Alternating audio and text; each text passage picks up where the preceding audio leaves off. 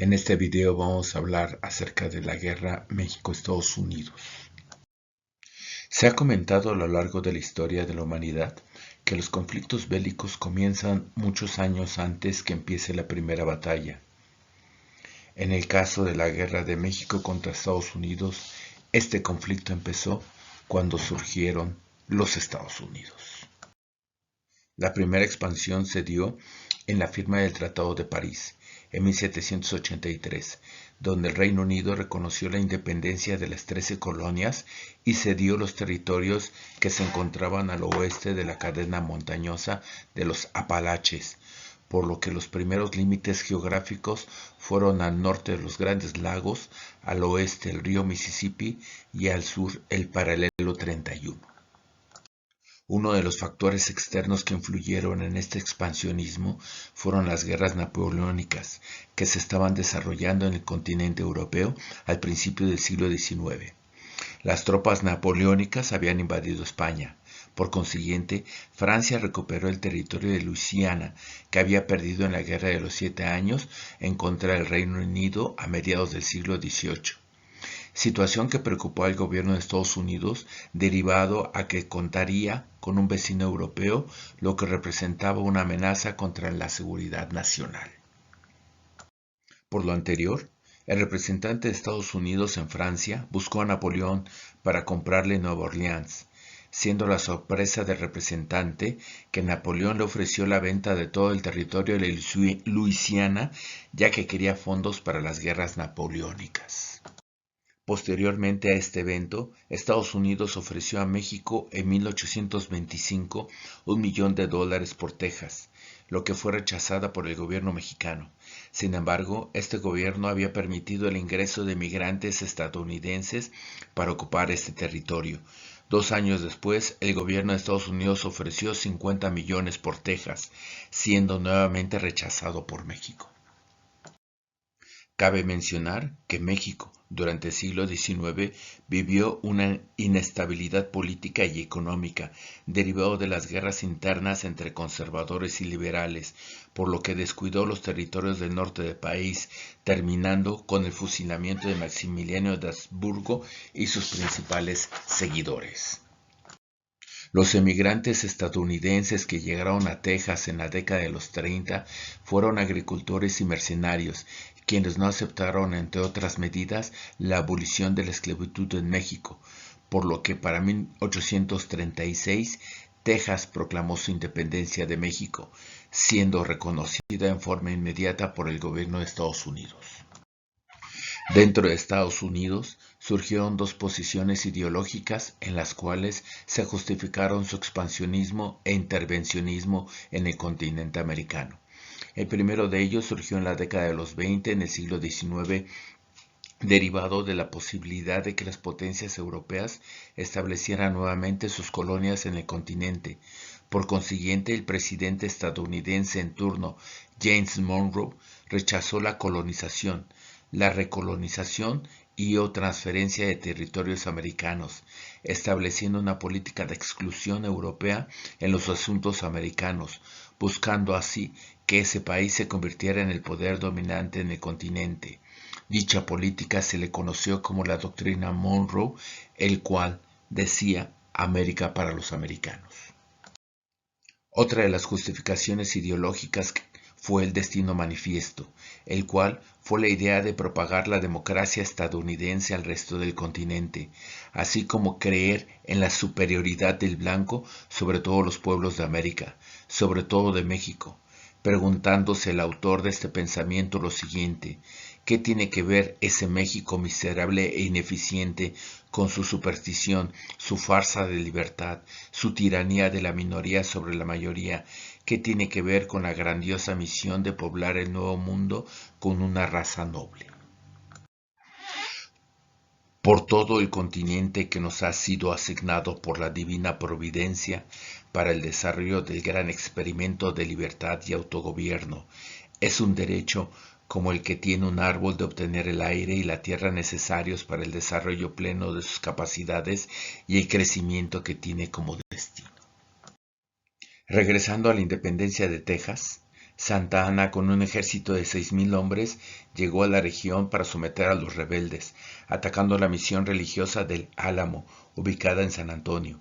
La defensa del fuerte del Álamo se convirtió en uno de los íconos primordiales del pasado estadounidense y en el símbolo emblemático de la identidad tejana.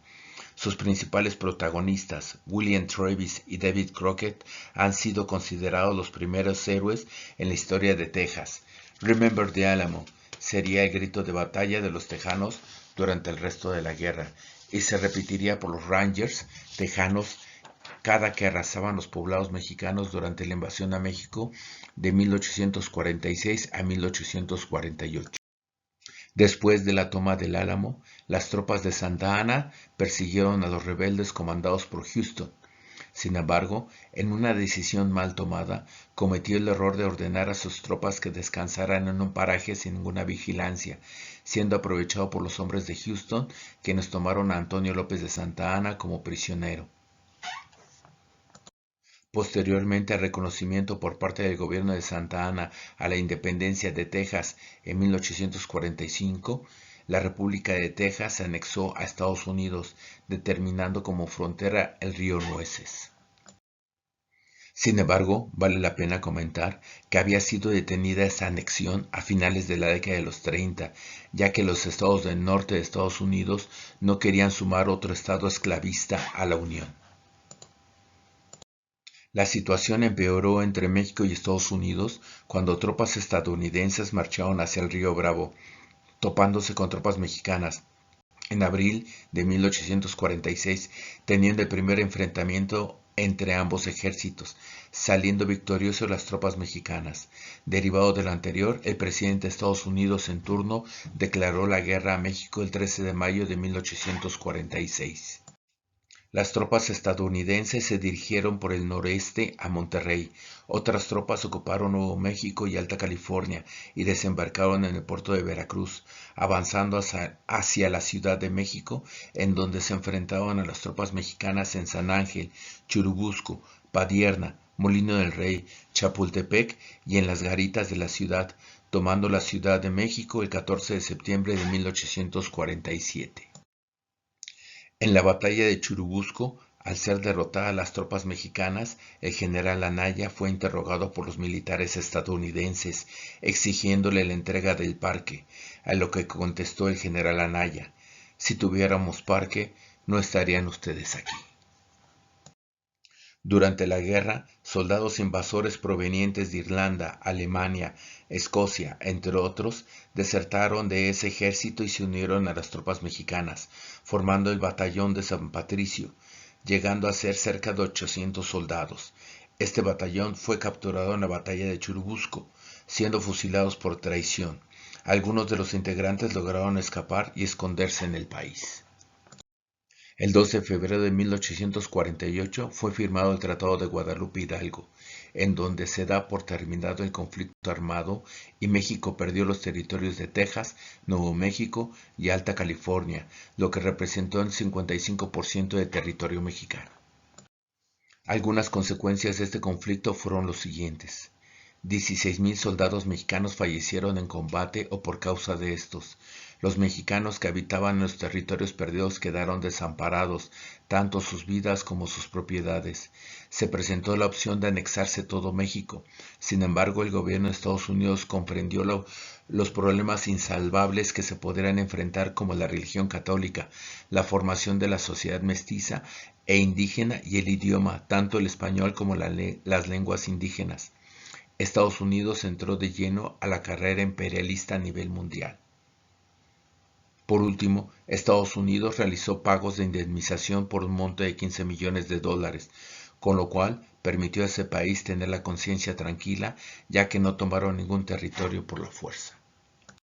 El resultado de esta guerra se debió a las diferencias que hubo entre México y Estados Unidos, siendo la primera de ellas los colonos que llegaron a Norteamérica vinieron al Nuevo Mundo a buscar tierras para trabajarlas, formando una comunidad de hombres libres, iguales entre sí. El trabajo de cada quien se consideró el valor más importante.